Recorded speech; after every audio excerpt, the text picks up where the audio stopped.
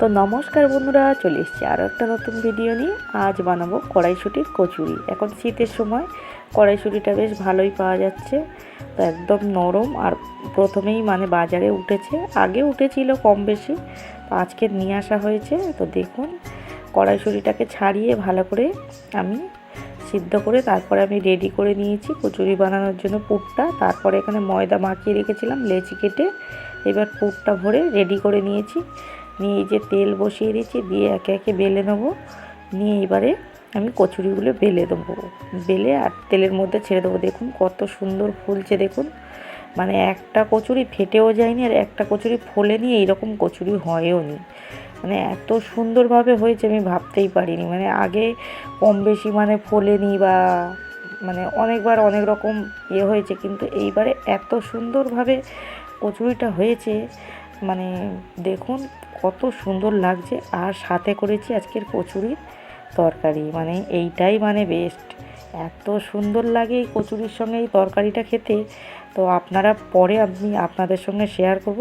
আমার বাড়িতে তো দুটো বাচ্চা, তাই আমি তরকারিটা শেয়ার করতে পারলাম না, সময় পাইনি, তাই আগে বানিয়ে নেওয়া হয়েছে। তো পরে আপনাদের সঙ্গে তরকারিটা শেয়ার করব।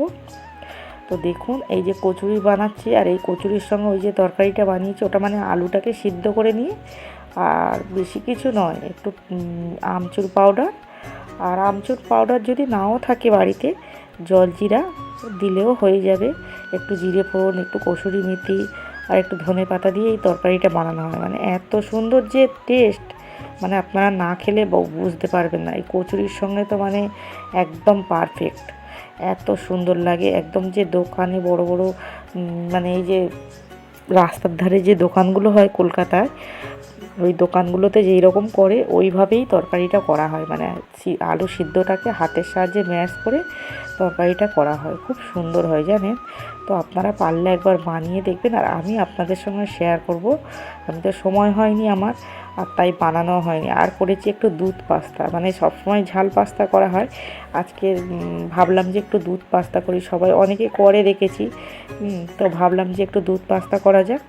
যে পাস্তাটাকে দুধের মধ্যে দিয়ে জাস্ট খালি একটু ঘি দিয়ে ভেজে নিয়েছি, নিয়ে দুধের মধ্যে ফুটিয়ে নিয়েছি। দুধ পাস্তা করেছি, আর এই যে কচুরি, কড়াইশুঁটি আর কচুরির তরকারি বানিয়েছি।